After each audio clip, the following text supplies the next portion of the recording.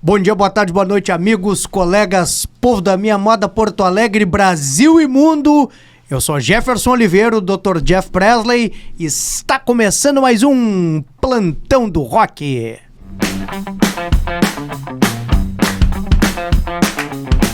Hoje vai ser uma apresentação uma introdução meio ala Marília Gabriela, pessoal, porque ele é médico pneumologista, músico,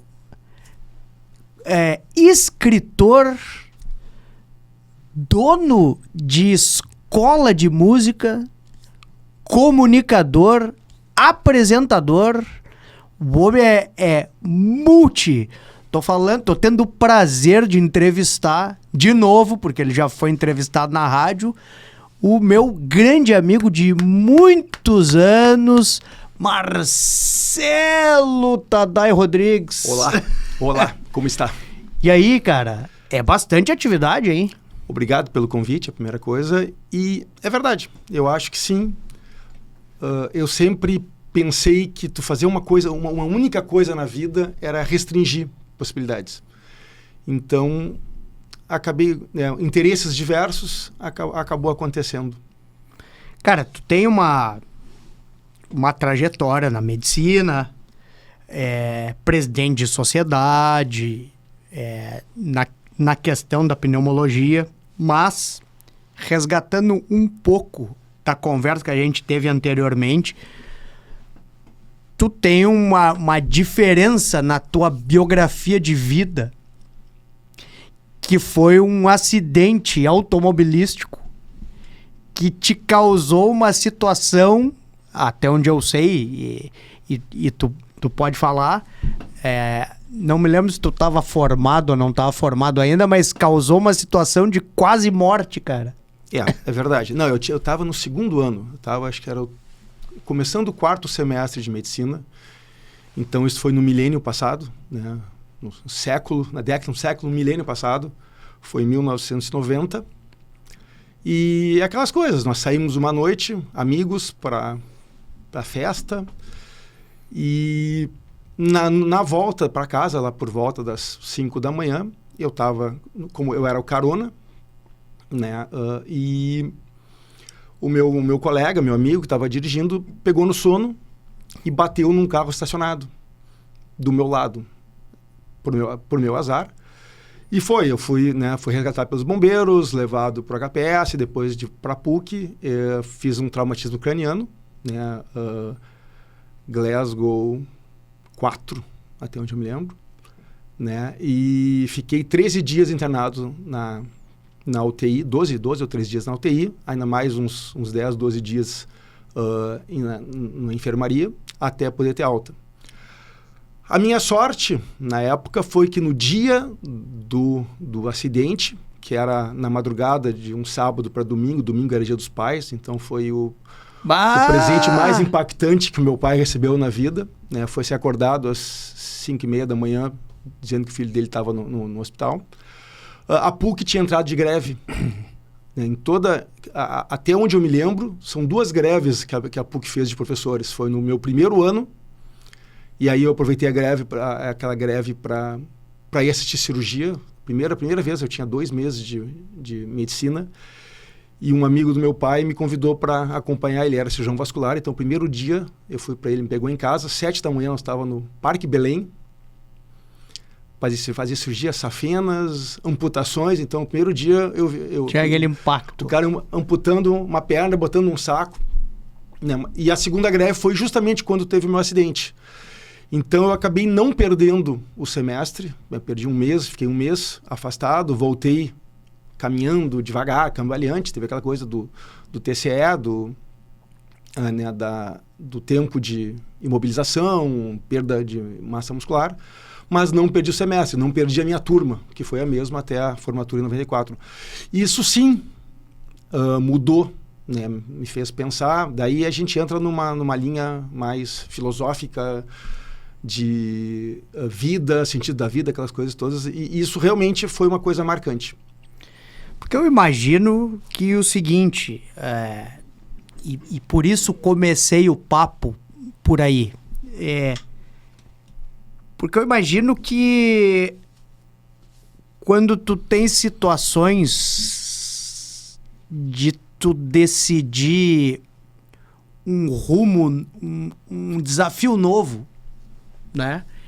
E tu teve vários outros caminhos que tu trilhasse diferente do caminho da medicina. Então, a gente vai falar, teve a sopa, teve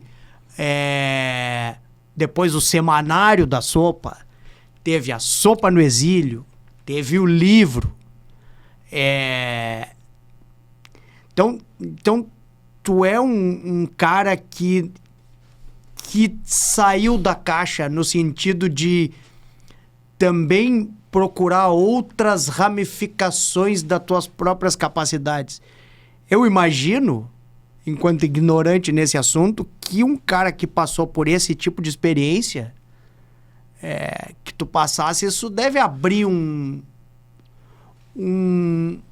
uma visão de vida, como tu dissesse, diferente, que daqui a pouco, faço tal coisa ou não faço, e daqui a pouco, mas, olha só, tanta coisa pode acontecer, a vida é tão inexorável, então, vou fazer, vou tocar.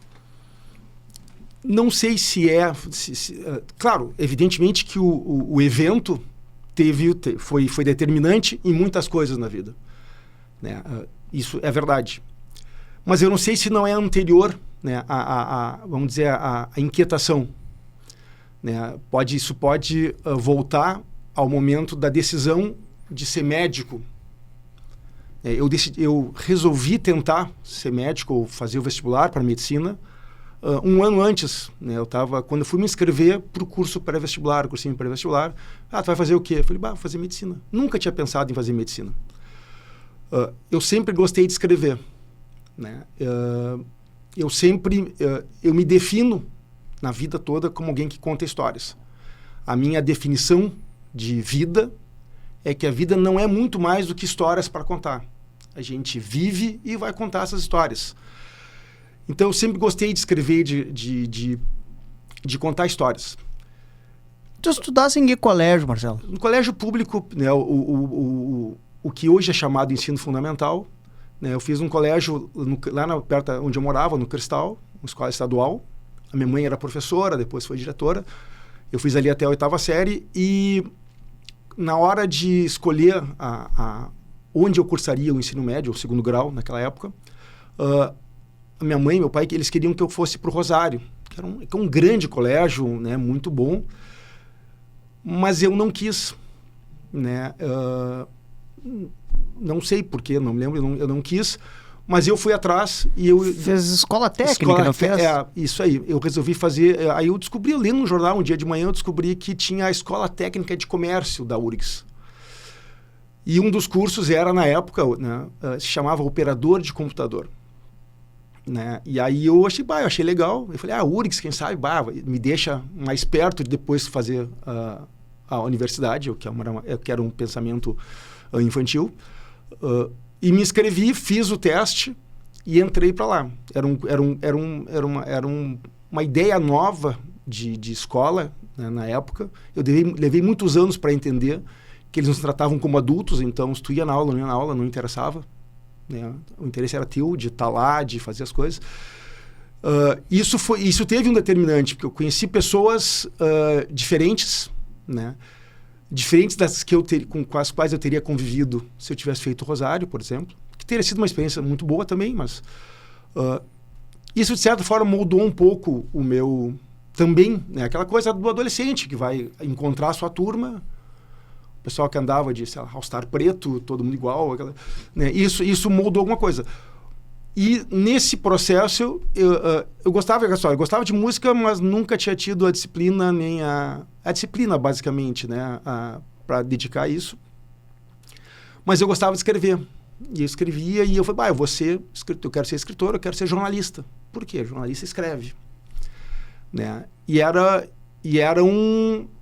Né, jornalista, e é aquela coisa, mas vai ser jornalista? Que futuro? Como é que é isso? Sim. Falei, não tem nada a ver, né?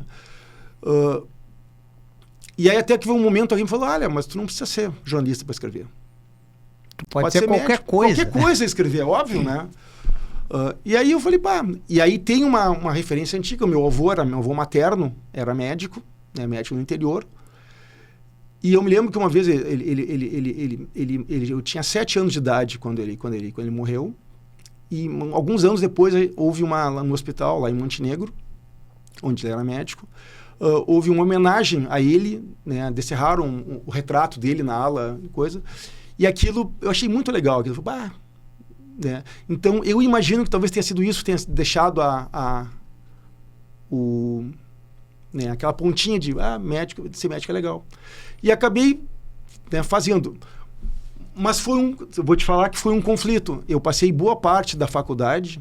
Isso que eu ia te perguntar, se quando tu entrou na faculdade, tu te sentiu entre os teus pares, assim, achei gente que parece comigo, se sentiu aquele peixe dentro da água, ou foi convivendo com pessoas que daqui a pouco tinham uma maneira de se comportar um pouco diferente da tua? Como foi isso?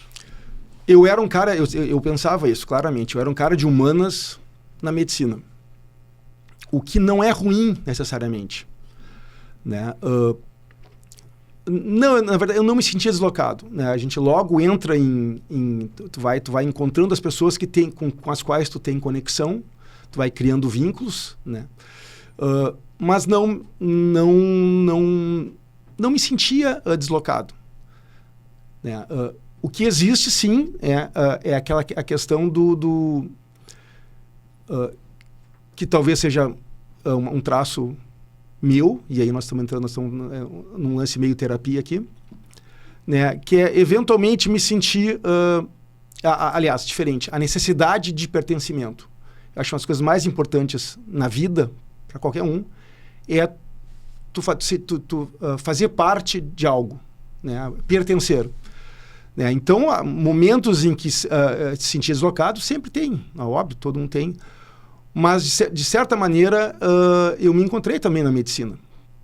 Né? Tanto é que eu fui até o fim. Uhum. Vou te dizer por que essa pergunta, e agora puxando para mim, né? Porque, de certa forma, em alguns aspectos, nós temos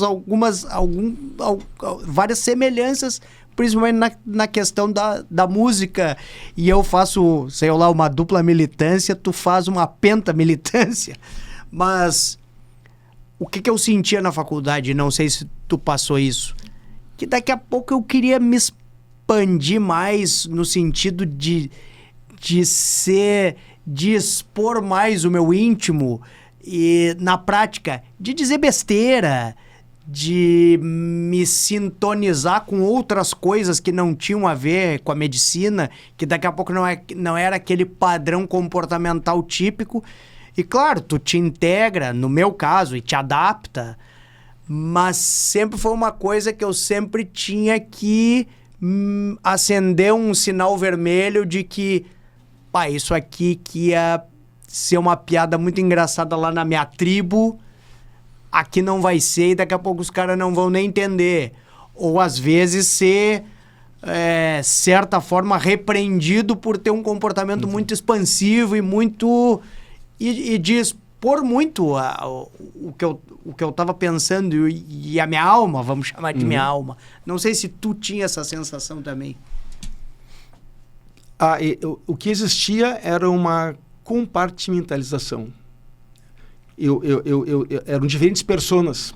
Né? Eu via uma persona, eu era uma persona no meu ambiente, vamos dizer, acadêmico, na faculdade, eu era outro com a minha turma, meus amigos, a minha turma, que era a minha turma do segundo grau. Eu era uma terceira pessoa com a minha turma de infância. Então, eu via isso, na época, eu tinha um mapa mental disso. Eu tinha nomes diferentes para cada uma das minhas personas, quase ao nível da esquizofrenia. Né? E, na verdade, de certa maneira, isso faz parte do amadurecimento, eu acho. Né? Tu vai te moldando, né? No início tu te molda ao ambiente em que tu é obrigado a conviver, então tu tem que te adaptar, mas vai ter um momento em que tu vai unir essas pessoas e ser uno, né? Vamos dizer assim. Daí nós já estamos entrando na sopa, mas a banda foi antes, durante ou depois da sopa? A banda que o vocalista era o Magnus? O Magno, isso. A banda foi por causa da sopa. Né? A banda surgiu, né? Houve um momento em que a gente fez uma sopa. E já dando um pequeno spoiler, mas na banda era o pessoal da medicina ou não era o pessoal da medicina? Na banda existia gente da medicina e um amigo, que é amigo até hoje, que não era da medicina. Então era uma junção. Então vamos lá para a sopa, para explicar para ele vai explicar o que foi a sopa, mas eu acho que a sopa, o evento sopa, exemplifica bem isso que ele falou, da tentativa de união de todas as tribos. Pode ser. O que é a sopa? A sopa, houve um momento conversando com um amigo, eu falei, o inverno chegando, que legal, né? Como é bom o inverno, frio, os amigos se reunirem, tomar uma sopa e tomar um vinho, sei lá. E aí eu falei, essa é a ideia. E aí eu resolvi fazer, então, né, criar a sopa de ervilhas anual do Marcelo, que era para ser um evento anual que nós iríamos reunir os amigos para tomar sopa, para o inverno... Bater papo. Confraternizar, né? Aquela coisa do companheiro. O companheiro é o que divide pão. Não era pão, mas era sopa. Né? Então, eu fiz a primeira vez na minha casa. Eram 6 pessoas. A segunda vez foram 17 pessoas. E aí foi 30. Chegamos uma vez mais de 50 pessoas. E aí, à medida que a sopa foi crescendo, uma vez, vamos fazer alguma coisa para nos divertir na sopa. Aí alguém levou um aparelho de karaokê. E um dos meus amigos, dos convidados, o Alexandre, o Magno, né, cantou muito. Né?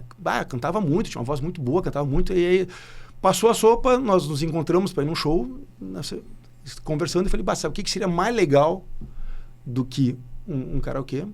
Era a gente ter a banda da sopa de ervilhas do Marcelo. E aí a gente criou a banda, né?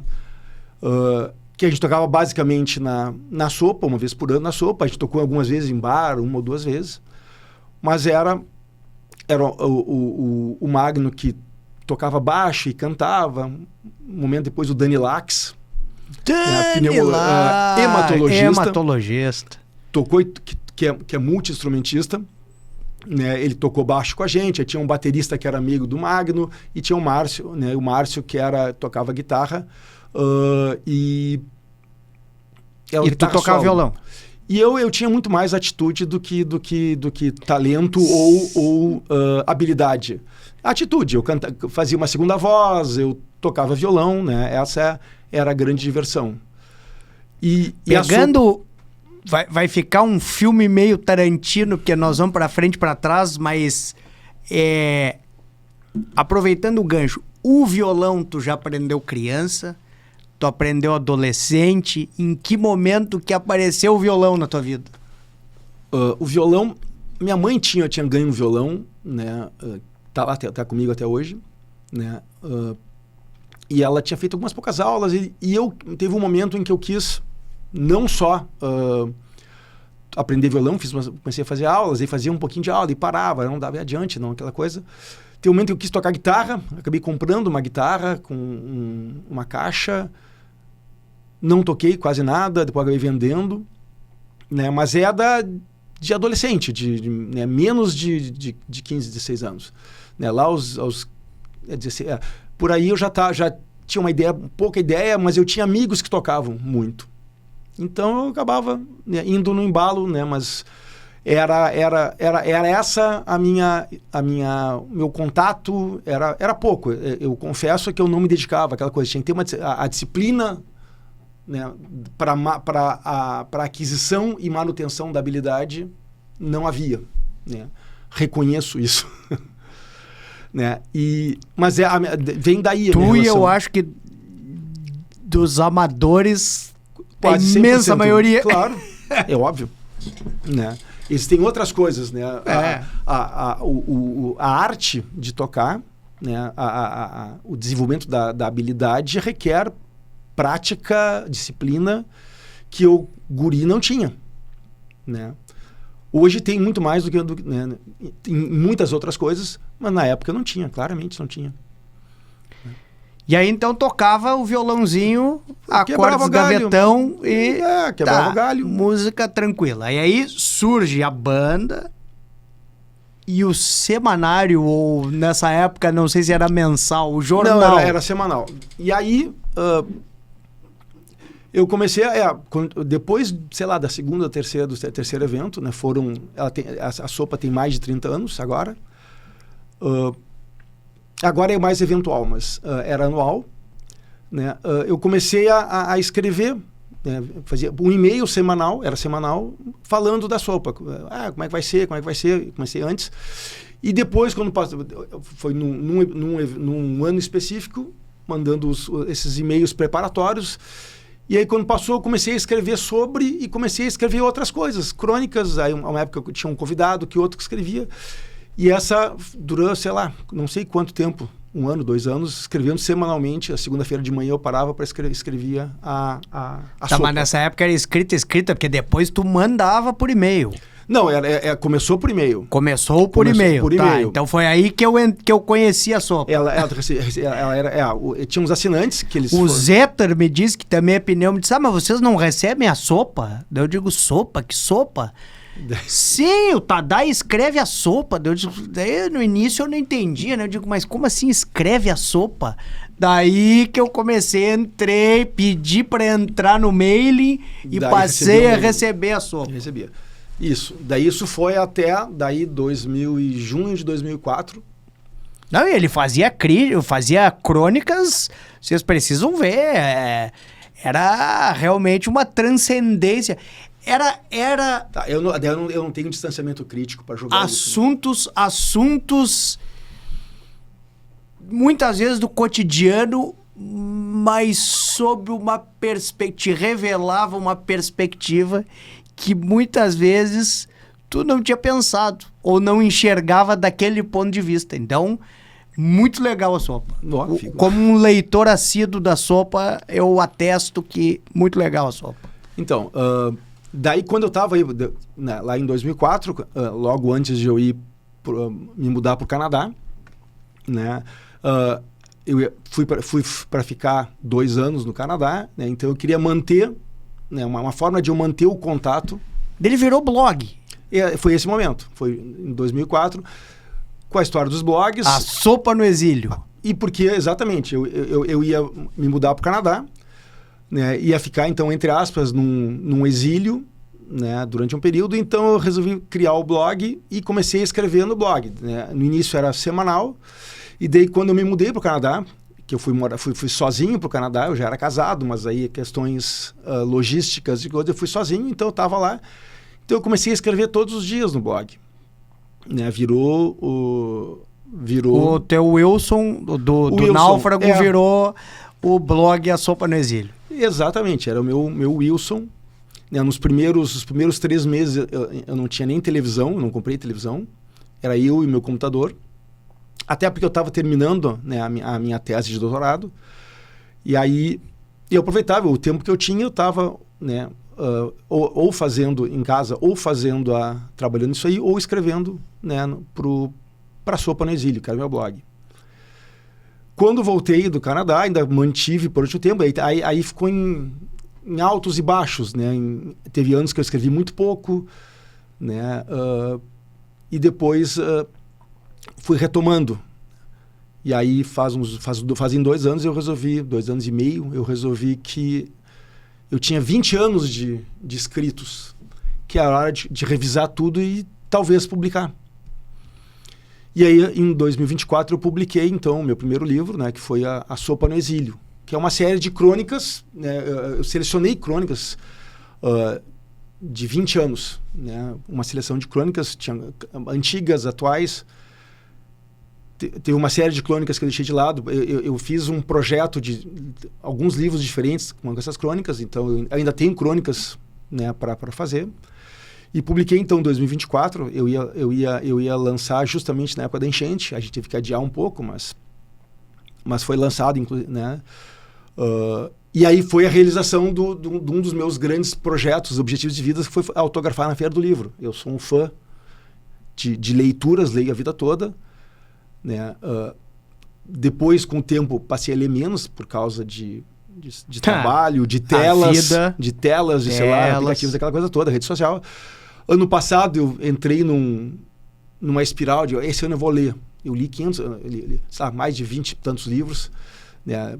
Esse ano eu perdi tem um momento que tu perde o clique, aí tu perde o embalo, eu tô para voltar, né? Mas uma das grandes coisas, sempre fui um apaixonado pela Feira do Livro, e aí eu falei, um dia eu quero autografar meu livro na Feira do Livro. E fiz, então, em 2024, autografei. E ano passado eu lancei o meu segundo livro, né? Que foi Eu, Pai e Eu, Filho, né? Então, crônicas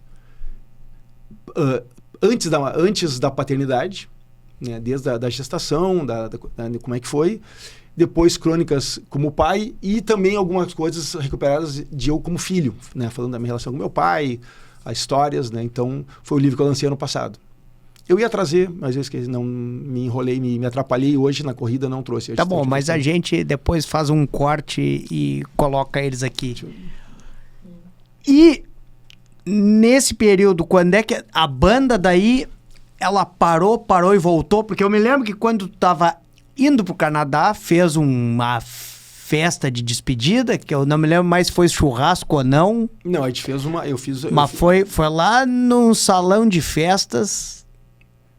Acho que da casa do teu pai e tua mãe. Não. Não?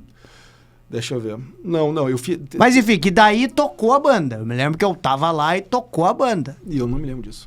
O Magno era... Sim, é o vocalista. Ele voltou de algum lugar e aí... Ele tava fora fazendo uma especialização em São Paulo, ele veio... talvez tenha tido aquilo que eu chamei da última sopa de ervilhas do Marcelo. Pode ter sido. Tipo assim, um ano antes de ir pro Canadá. E aí a gente tocou. Isso, teve isso aí. Quando ele estava vindo, ele teve um momento, a gente gravou, a gente foi no estúdio e gravou um CD com nossas músicas, que se perdeu. Né? Com nossas músicas, não. A gente tocava só basicamente cover. Né? Mas a gente gravou, mas não sei que fim levou. Mas aí eu fui pro Canadá e quando voltei, daí já era outro momento... E aí nós não retomamos a banda. A gente sempre falava, vamos nos reunir, vamos tocar. Acabou nunca acontecendo. Isso faz 20 anos. Bom, tu volta do Canadá e me lembro desse período, começa, né, a tentar se estabelecer de novo. Tu chegou em algum momento deixar de lado essa tua outra parte para te dedicar exclusivamente para medicina? Ou não? Sempre ficou aquilo ali? Porque depois de várias atividades tuas que se destacaram para mim enquanto médico, depois te encontro realmente... Assim, realmente não, porque já era, mas te vejo mais imerso no mundo da música de novo. Então, queria saber nesse gap. Tá. Como eu falei, quando eu tinha aquele dilema do cara de humanas na medicina, que era um falso dilema, evidentemente. Então, mas teve eu sempre achei... Então, assim, durante um período, eu tinha essa dúvida, né? Eu sempre sempre procurei olhar um plano B, né? Vou fazer, não sei, a escrita pode ser, vou fazer cinema. Então sempre tinha não sei se era uma rota de fuga, mas era um plano B, né? Por quê? Eu sempre tive aquela coisa, né? Sabe que crescer, né? Amadurecer ou crescer, para muita gente, é uma impressão minha, significa restringir. A teoria das células pluripotenciais, né? No começo, tu pode ser qualquer coisa. E à medida que o tempo passa, tu vai te restringindo, até ser especialista numa única coisa. Eu me lembro de ter uma vez assistido o Nelson Motta falando numa feira do livro. Ele veio falar que ele não queria ser especialista em nada, ele queria saber um pouco de tudo. E eu gostei dessa ideia. Mas eu convivia com essa dualidade, né, do restringir, ou, aliás, da medicina, mas eu estou sempre procurando um plano de fuga, ou de saída, um plano B. Teve um momento, e aí eu sou bom nessas coisas de memória, eu lembro de datas, isso foi 2002, eu falei, não, peraí, ou eu faço ou eu não faço. Né? Se é para fazer, eu vou me dedicar, vamos ver se está certo. E aí eu mergulhei de cabeça um período, né, na medicina, né, fechei as portas para qualquer outra coisa e fui para, né, só isso aí. Não sei se por isso, né, mas eu acabei num pós-doutorado no Canadá. Né? E a volta foi um período de recomeço. Né? Uma das perguntas que me fizeram antes de eu ir para o Canadá, não, tu vai largar tudo? Para aí eu falei, não, mas não tenho nada que me prenda em termos de profissionais, né, que eu não possa reconstruir depois. Ou construir algo que não construí ainda. Então a volta foi de construir, de começar a me estabelecer. Né? E logo depois, 1 ou 2 anos depois, que eu voltei, eu acabei entrando como na diretoria da Sociedade de Pneumologia. E aí fiquei quase 17 anos como diretor. Né? Passei por todos os quadros. Né? Só não fui secretário, né? Mas o resto eu fiz tudo quase lá. Né? A diretoria de divulgação, eu criei o site na época, entrei como coordenador do site, divulgação científico, administrativo, fui presidente.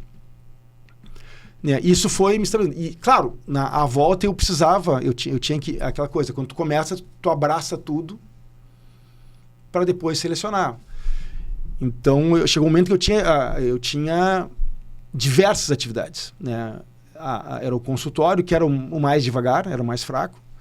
Era o consultório, eu era professor em Santa Cruz Sul, eu ia uma vez por semana para Santa Cruz para dar aula na universidade. Agora estou me lembrando que tinha o professor de Santa Cruz. Eu dava aula em Santa Cruz, dei aula durante 10 anos quase em Santa Cruz. Era muito legal, gostava muito de lá. Né? E aí, na época eu trabalhei, eu fui concursado da prefeitura, trabalhava lá no posto IAPI. Então eu passava a semana de um lado para o outro. Evidentemente... E sendo pai, né? E sendo pai, exatamente. Que era a principal tarefa, né? A mais importante delas. E, claro, evidentemente que as outras coisas todas tinham que ser deixadas de lado. Né? A profissão e a vida... vai, né, te absorvendo. Vai te absorvendo, vai te não vou dizer sugando, mas vai te absorver, vai requerendo, né? A medicina é uma amante possessiva, né? Dizem. Né? Então, ficou de lado durante um bom tempo. Né? E aí teve um momento, acabei trabalhando na indústria farmacêutica. Houve um momento, eu fui, né, médico especialista do laboratório. Claro. Durante 2 anos. Era speaker, não era speaker? Mas era um speaker diferente, porque, né, foi um período em que eu era funcionário. Né? Não era só o speaker convidado, eu era funcionário, então eu tinha eu era remoto, evidentemente, mas eu viajava toda semana. Uma semana eu ia para algum lugar do Brasil dar aula, né? Ia para os congressos para o exterior, tudo a trabalho mesmo. E houve um momento lá, em 2019, em que no começo de 2019, eu visualizei que até o final do ano eu já não estaria mais lá. Eu sairia porque estava pesado. Né? Não digo nem tanta rotina de trabalho de viagens, mas, né, chegou um momento em um clima não era... Né, eu senti que o meu tempo estava chegando ao fim. Eu ia até o final do ano, eu ia provavelmente encerrar. Né? Isso foi antecipado, né, para o começo de fevereiro de 2019. E aí foi o momento que eu resolvi, então, agora vai ser meu ano sabático, 2019. E aí eu falei, só vou me dedicar ao consultório e ao resto, né? E aí fiquei nessa, né, no consultório, foi muito legal, né? A questão da... Eu estava, no final de 2018, eu era um gordo estressado, né? Obeso, não gordo, estava... Não, mas tu não estava muito obeso. Tava, eu estava na pra fronteira. Quem te conhece, eu pelo menos assim, eu te olhava, não notava. Marcelo tá gordo. Não, eu estava na fronteira, tá? Então, sendo científico, sendo técnico, eu estava na fronteira do sobrepeso para obesidade. Eu estava o MC rondando os 30. Né? Quando bateu, eu fui no dezembro de 2018. Esposa endocrinologista e que trabalhava ou trabalha com obesidade. E eu trabalhava no E ele trabalhava com obesidade. Com obesidade também. E aí, né, eu estava estressado, né, sobrepeso, sedentário. Eu sou o cara que vai morrer. Né? Eu escrevi, tenho uma crônica sobre isso. Eu sou o cara que vai morrer. Né, em algum momento eu vou infartar, vai acontecer.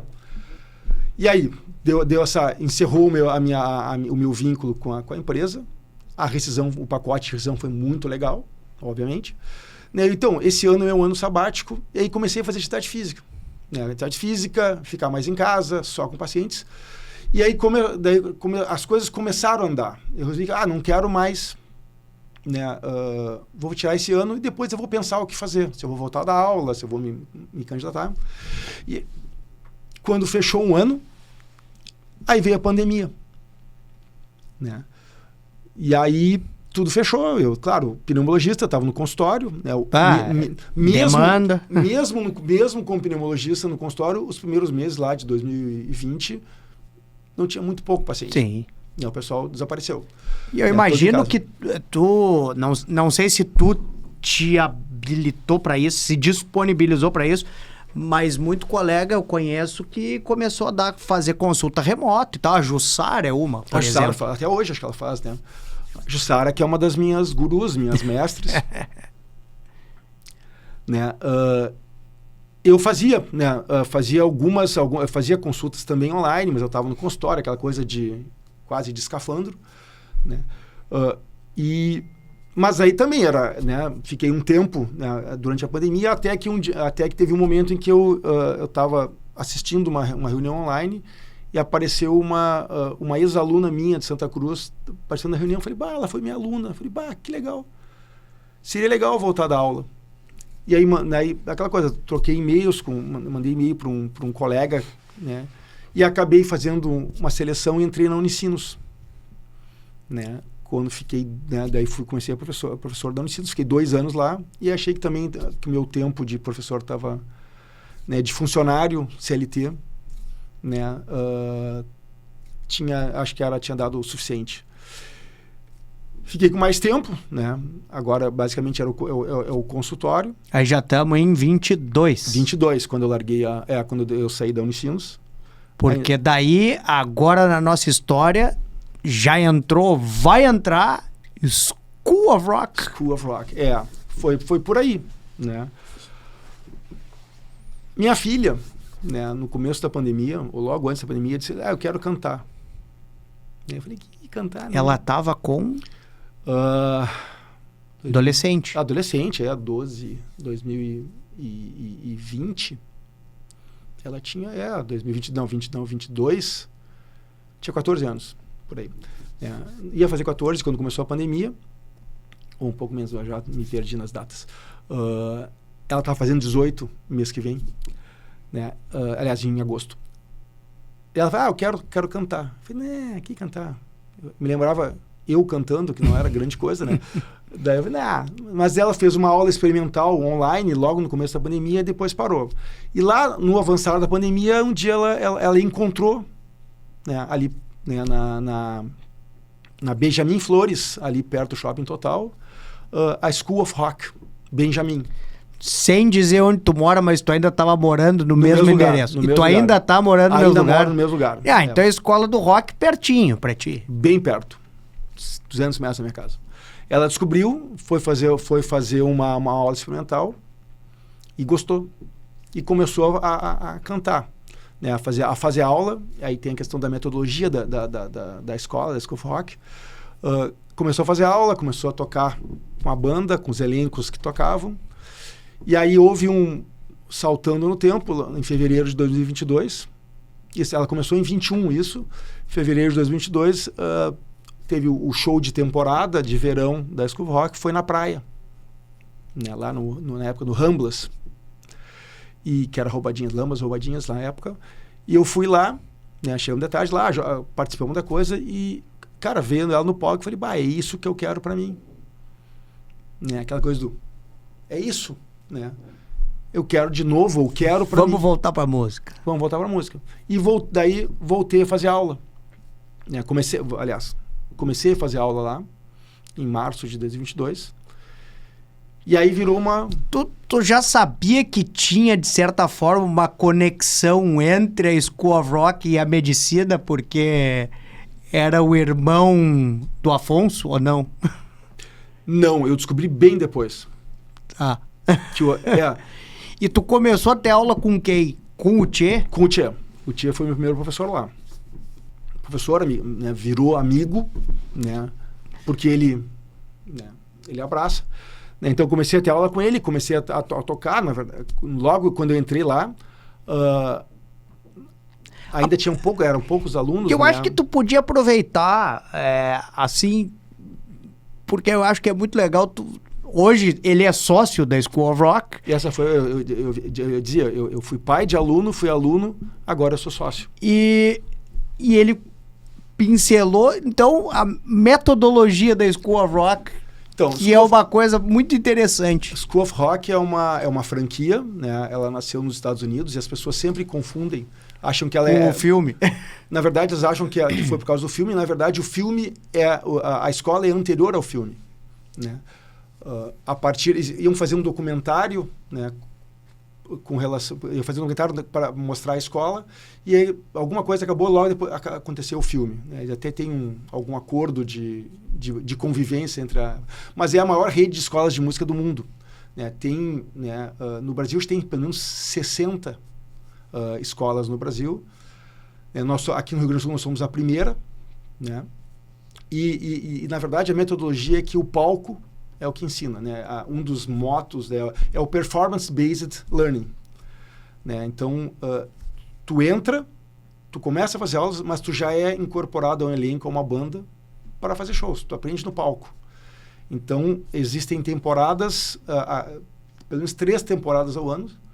Então, são temporadas temáticas, em que tu faz o teu aprendizado de música é baseado tu aprende música, aprende teoria, mas é baseado a partir da música. O song first. Então, isso é diferente, é uma coisa quase intuitiva, né? Tu não aprende a falar aprendendo primeiro a regra do português. Tu aprende a falar e depois tu vai aprendendo. E essa é a metodologia da escola. Então, tu entrou e logo ali tu vai pro show. Eu voltei a fazer aula em março de 22 e em maio, né, no começo de maio, a gente tocou no Bar do Alexandre, na esquina Menino Deus, e logo depois a gente foi o nosso primeiro show de temporada, que foi uma temporada Beatles, foi no Sgt. Pepper's, por exemplo. E a gente já tocou em Porto Alegre em diversos palcos. Né? Então, essa não é aquela coisa de tu ficar o ano todo estudando para lá no final do ano fazer apreensão para os pais, não. Entrou, dali 2, 3 meses, a cada 4 meses, mais ou menos, a gente faz um show, né? E no mundo, né, a maior parte dos alunos, eles são adolescentes. E para o adolescente é muito legal, porque desenvolve, além de aprender música, desenvolve uma série de outras habilidades, né? A questão da convivência, tem a questão da autoestima, né, de combater a timidez, né? Tu vê uns gurizinhos tímidos chegam lá, dali a pouco estão no palco tocando e solando e essa evolução é muito legal. E a questão do senso de comunidade, né? É uma coisa da escola e não é especificamente nossa, mas é da rede, a coisa da comunidade. De tu chegar lá, tu conhece pessoas. Chegou um momento da vida em que eu tinha a ideia de que a gente cria conexões relevantes até um ponto da vida. Um pouco depois da adolescência, talvez na adolescência, quem sabe um pouco depois. Depois tu vai ter o teu colega de trabalho, né? Tu vai conhecer o amigo da tua filha, até ali, né? Superficial. A música cria essas conexões fortes, né? Tu acaba, né? É intenso, né? E isso a escola, o ambiente da escola proporciona. É um ambiente seguro para os adolescentes que vão, para as crianças que vão, e os adultos encontram a terceira casa. Porque lá a convivência, tem a coisa do churrasco, né? Vamos fazer churrasco. A gente ampliou a escola, fez uma churrasqueira, né? E para congregar, para reunir, né? A questão do senso de... Volto lá ao que eu falei, a questão do senso de pertencimento. Que eu acho que isso é uma das... nós somos seres sociais. Uma das coisas mais importantes é que tem que pertencer a algo. E tu sabe que essa semana eu tive a oportunidade... Foi pro ar já ou não? O Anamnese. O último. Mas vai pro ar em seguida. Eu tive a honra de apresentar um outro programa que tem aqui no sindicato, que é o Anamnese, no lugar do presidente, porque ele teve uma urgência que teve que resolver uma questão do sindicato. E eu tive a honra de entrevistar o nosso professor Emílio Moriguchi. Olha só. Então, né, ele falou de todo e o trabalho dele... Né, muito focado lá no início, lá dos primórdios do entendimento do funcionamento das estatinas e da questão do colesterol e tal. E a mensagem final dele foi essa. Independente do que tu faça, o que ele viu que mais funciona para a qualidade de vida é a convivência de grupo. É isso. Eu tenho a gente tem ali na PUC, né, toda segunda-feira, o nosso clube de revista, que se discutem artigos. Teve um final do ano, acho que 2 anos atrás, eu fui apresentar, eu estava estudando, lendo, né, vi um artigo e resolvi fazer, né, que era em DPOC, né, doença pulmonar obstrutiva crônica, que era DPOC e propósito de vida. E aí eu entrei numa viagem e falei, bom, DPOC e o sentido da vida. E aí, daí fala, e aí vou concordar com o doutor Emílio, contigo, tem uma corte, né, um estudo de corte, né, de Harvard, que vem desde os anos 30, acompanhando, né, eles pegaram na época, eram 700 alunos de Harvard, né, que eram de lá, e grupos controles, que eram de regiões menos privilegiadas, vamos dizer assim, né, piores condições de vida, e acompanharam ele ao longo desses anos todos, né? E independente, sim, essa corte teve, o Kennedy fazia parte, né, o John Kennedy fazia parte dessa corte, então teve prêmios, alguns prêmios Nobel, teve vários que fizeram parte dessa corte, que é acompanhada até hoje, então o investigador principal muda de tempos em tempos, por causa do tempo, por causa da longa evolução. E, na verdade, a conclusão é que o sentido da vida, o determinante para a qualidade de vida são os relacionamentos. Né? Então, isso, eu falei, eu queria dar essa aula mais vezes, porque, assim, é do sentido da vida. Não é dinheiro, não é... Na verdade, o que determina, né, a qualidade de vida são os relacionamentos, as relações. O pertencimento. E como... Depois nós vamos voltar na questão, porque nós ainda temos que passar pela comunicação e a gente ainda tem que falar que ele estuda a respiração nesse tipo de atividade. Mas e como é que foi esse pulo de aluno para sócio, rapaz? Isso também é uma coisa diferente da tua vida. Foi, na verdade, dentro daquele princípio, né, eu não pode ser plano B, mas eu descobri, eu não sabia que existia essa palavra eu não conhecia, aliás, né, o polímata. O polímata é a pessoa que faz várias, né? Teve um amigo que brincou, é o homem renascentista, faz tudo. Não, menos, né? Menos, não é isso. Mas foi a ideia de ter alguma coisa. A medicina é fundamental na minha vida, obviamente, né? Eu sou médico antes de qualquer coisa, né? Mas eu queria ter alguma coisa a mais. E aí surgiu a oportunidade. A minha filha era aluna, né, da escola. Eu acabei, meses depois, virando aluno. E na convivência do dia a dia, conversando com o Thiago, o irmão do Afonso, né, o Thiago Vitola, que é o meu sócio, a gente foi conversando, chegou um momento que eu falei, eu quero, cara, se tiver abrir uma oportunidade, eu quero fazer parte. Eu quero pertencer ainda mais aqui. E acabei entrando, faz quase 3 anos que eu virei sócio. E aí eu pulei pro outro lado do balcão. Eu ainda sou aluno, mas eu também sou sócio. Isso cria algumas, né, de certa forma, alguns constrangimentos. Às vezes eu tenho que cuidar com o que eu falo, porque eu estou lá dentro, eu não sou pessoa física, eu também sou pessoa jurídica. Né? Mas é uma experiência totalmente diferente. Claro, é ser empreendedor no Brasil. Então, né, não é exatamente, né, não se navega o tempo todo, ainda mais Rio Grande do Sul, né? Pandemia, a enchente, né? Então tem seus desafios, a gente sempre tem, né? Eu brinco que dinheiro que é bom nada, mas eu estou me divertindo horrores, né?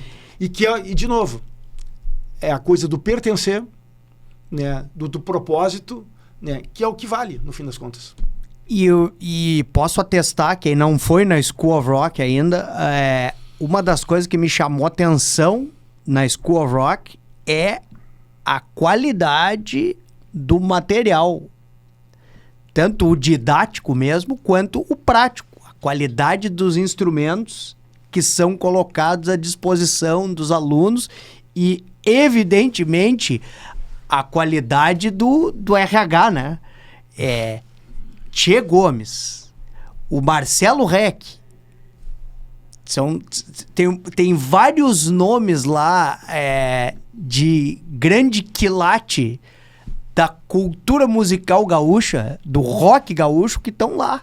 Você pode encontrar o cara lá. O Tchê não está mais lá, né? O Tchê... Mas foi foi um cara que... Não, ele ficou... Né? Não, ele saiu para se dedicar agora, né, ao TNT. E tá bem, né? Ele, nosso amigão, né? Mas tudo é pela experiência do aluno. Né? Então, a gente faz show, a gente faz show na Opinião, a gurizada vai tocar na Opinião. Alguns deles não têm nem ideia de o que é a Opinião. Quem já tocou na Opinião? Eles vão tocar na Opinião, né? A gente fez um show no Halloween, ano passado, né? Lá no Quarto Distrito, próximo, na frente do Instituto Caldeira, que era um palco gigante, né? A gurizada tocando lá, tocou junto, tocou a comunidade Ninjitsu, né? Logo depois, fez parte do evento. Então, a experiência é um lugar que privilegia, porque é parte da experiência essa aí, né? Do aluno estar no palco. Então, tu tem que proporcionar a ele as melhores condições para isso. Essa é a ideia, né? Ele tem que se sentir em casa, ele tem que pertencer, mas o que vale, a grande coisa, né? Ele precisa ter uma experiência legal. Ele vai no palco, a gente tocou no Greza, a gente tocou no Sgt. Peppers, né? Então, assim, essa é o grande coisa. Ele tem que estar no palco, ele tem que ter a experiência tem que ser boa. Bom, pneumologista, um cara que estuda o pulmão, estuda a respiração, estuda as trocas gasosas, estuda as consequências da falta de oxigênio, e a respiração e a música. E a respiração e a filosofia. Né? Música é compasso, é ritmo, né? É pausa, né? Tudo tem a ver com a respiração. Então, essa é uma ideia. Esse ano, eu venho pensando de como é que eu posso me posicionar, vamos dizer, profissionalmente, juntando tudo isso. né? A pausa para escrever, né? A técnica do acorde correto, né? A respiração, né? O respirar fundo, trancar a respiração, né? O suspiro, né? O ritmo, a cadência, tudo está relacionado. Tu pensa em respiração, tu pensa no cara que vai cantar, na técnica, né? Mas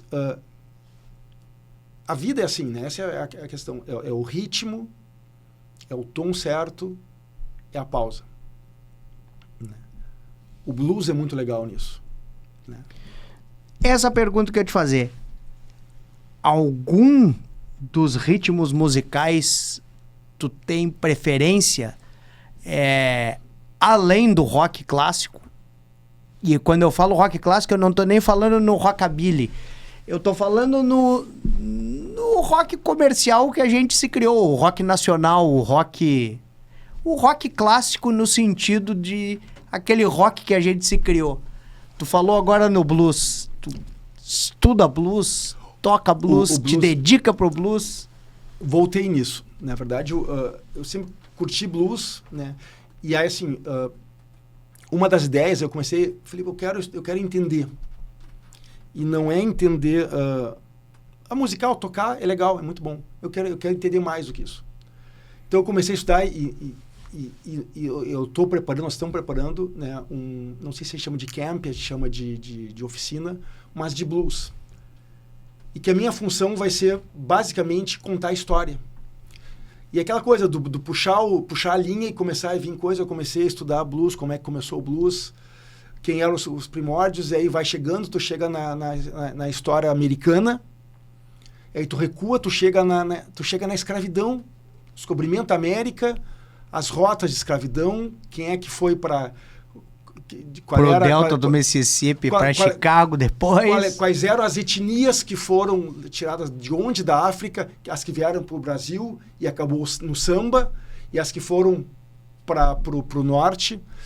Né? E aí teve a questão da religião, que os tambores não podiam, aí não tinha tambor. E aí tinha a música, os presos lá do Mississippi, o call and response, o canto aquele para trabalhar. E aí tu vai puxando, vai mexendo, e cada vez tem mais coisas. Então, atualmente eu sou um apaixonado pela história do blues. E aí tem a segregação, né? Tem as marching bands, aí tu vai para New Orleans, as marching bands. Pacto com o diabo. Tem Robert Johnson, que não tocava nada, que não tocava nada, e aí sumiu 1 ano e meio e voltou tocando tudo. Aliás, eu tô no fim do livro A Música do Diabo, que conta a história, recomendo, muito legal o livro. Ele não tocava nada, ele tentava tocar nos intervalos os caras não deixavam, porque era muito ruim. Ele desapareceu por 1 ano e meio e voltou tocando que era um monstro. E a história do Pacto do Diabo. E por quê? Porque ele ensaiava num cemitério, porque não ia incomodar ninguém. E aí a história do Pacto do Diabo. E aí daí tu vai ver né, a questão da segregação, né, os brancos que se pintavam de preto para fazer apresentações.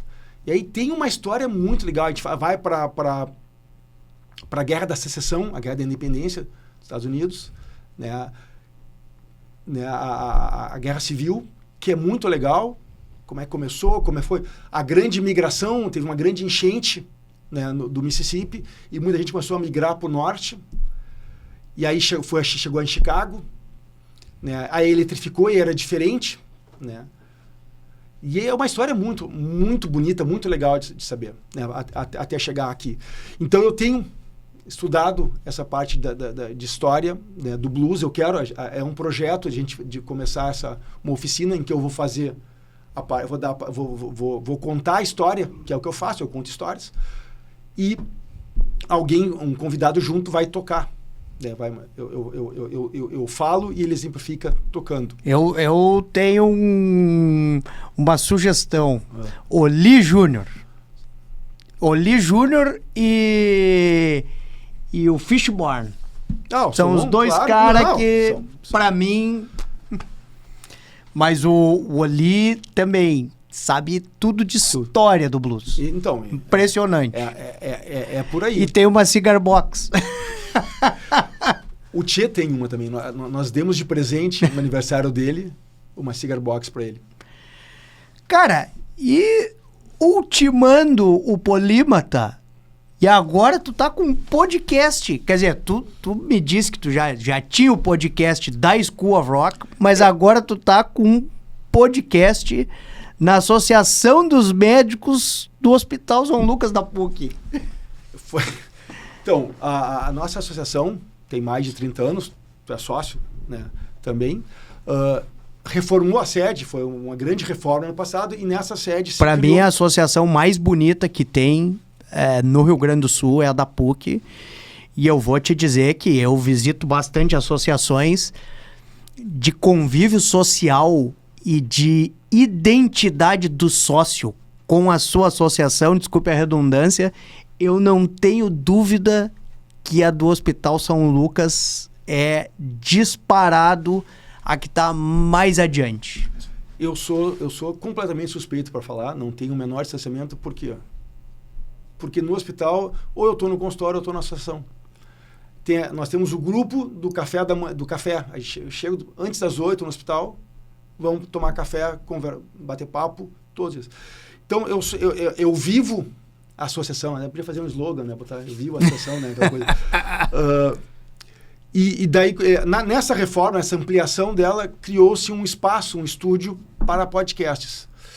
E quando falaram, eu falei, olha, eu estou à disposição, né? Eu acho muito legal. E como tive essa experiência nós tivemos o nosso programa, tivemos uma temporada até hoje, do Qual é o Tom, que era o nosso podcast, a gente transmitia ao vivo da escola, com convidados. Eu, o Thiago, apresentávamos, e o Alexandre Birk, né, fazia parte técnica, ele era o terceiro convidado. Alemão Birk, né, grande figura, grande amigo. Ele era o terceiro, né? Ele estava na técnica, mas ele tinha uma câmera nele que ele entrava para falar também, era muito legal. Por essa experiência, então eles me convidaram para ser o moderador dessa aí. A ideia é contar a história do hospital, da associação dos médicos, né? Então, nós tivemos 2 episódios até agora gravados, né? Sempre a ideia é pegar um médico mais antigo e um mais novo, que tenham relevância, né? E para mim é uma baita experiência. Por quê? Porque eu gosto de ouvir, eu gosto de contar história, eu gosto de ouvir histórias, né? Quanto mais histórias, mais legais. Então, tá sendo uma grande diversão, um grande prazer para mim. E tu já conseguiu fazer um balanço? O que tu prefere, entrevistar ou ser entrevistado? Difícil. É aquela coisa, eu gosto de ouvir as histórias, mas eu gosto de contar histórias. Eu escrevo, então acho que é meio a meio. Eu confesso que eu gosto de entrevistar, óbvio, entrevisto, né, já há algum tempo, já não dá para dizer que sou um neófito, não. Mas eu acho que prefiro ser entrevistado, é mais fácil, porque daí eu não tenho que fazer pauta, eu não tenho que ficar pensando em perguntas. Meu querido Dr. Marcelo Tadai, tu prefere ser chamado de Marcelo Tadai ou de Marcelo Rodrigues? Alguém te chama de Marcelo Rodrigues? Não, quase nada. Porque, na verdade, Marcelo Rodrigues é um nome bem comum. Eu brincava, se tu virar uma lata de lixo, cai nos 2 Marcelo Rodrigues. Aqui em Porto Alegre tem uns 2 ou 3. Então... Jefferson Oliveira, então... Então... Cada vez que tu chama um iFood ou um Uber, vem um Jefferson Oliveira.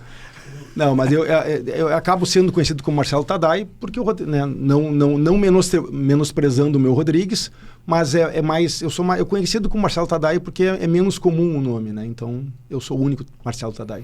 Então, cara, não tenho como te agradecer a oportunidade de te rever, né? De conversar, é um momento de a gente botar a conversa em dia, porque a vida é corrida. É bem corrida. E, cara, e poder ouvir essas histórias e poder passar essas histórias pro público.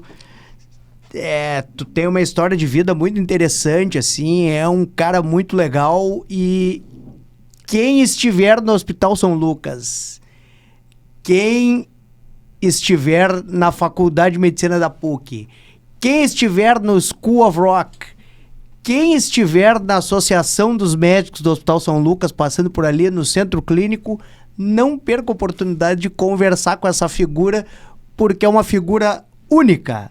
Eu te agradeço. Passa as suas mãos a lembrancinha do Sindicato Médico do Rio Grande do Sul, um oferecimento do Plantão do Rock, e sempre lembrando, né, de falar na pessoa do Dr. Marcelo Matias, o grande responsável por existir o canal e por estarmos aqui. Agradeço mesmo. Mas... Uma honra estar aqui. Sempre quando me convida, eu pergunto, mas por que eu, né? Mas temos que acabar com alguma música, porque afinal de contas é o Plantão do Rock. Te anima? Vamos tentar. Então, passo o violão do Elvis. Vai. E a segunda... E o segundo presente é um presente meu, a palheta personalizada do Dr. Jeff Presley.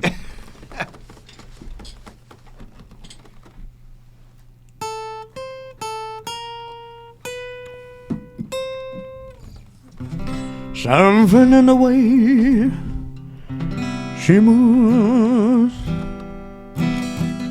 attracts me like no other lover. Something in the way she woos me. Don't wanna leave her now. You know I believe in how.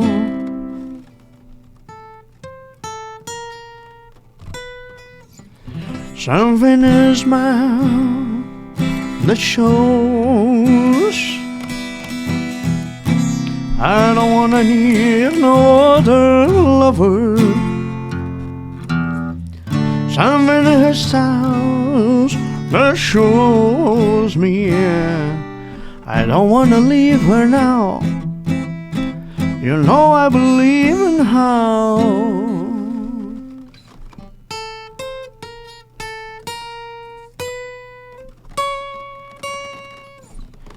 You're asking me where our love grows. I don't know. I don't know. You stick around, now it may show. I don't know. I don't know. Ó, vai vir até o solinho.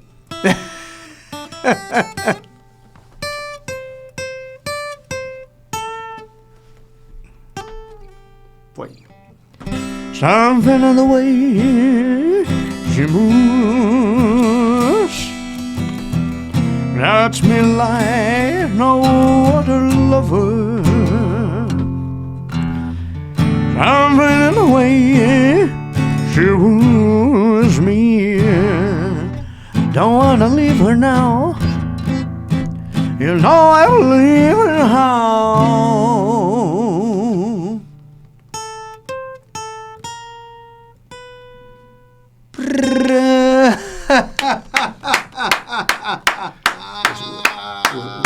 Me perdi no solo só, mas tudo bem.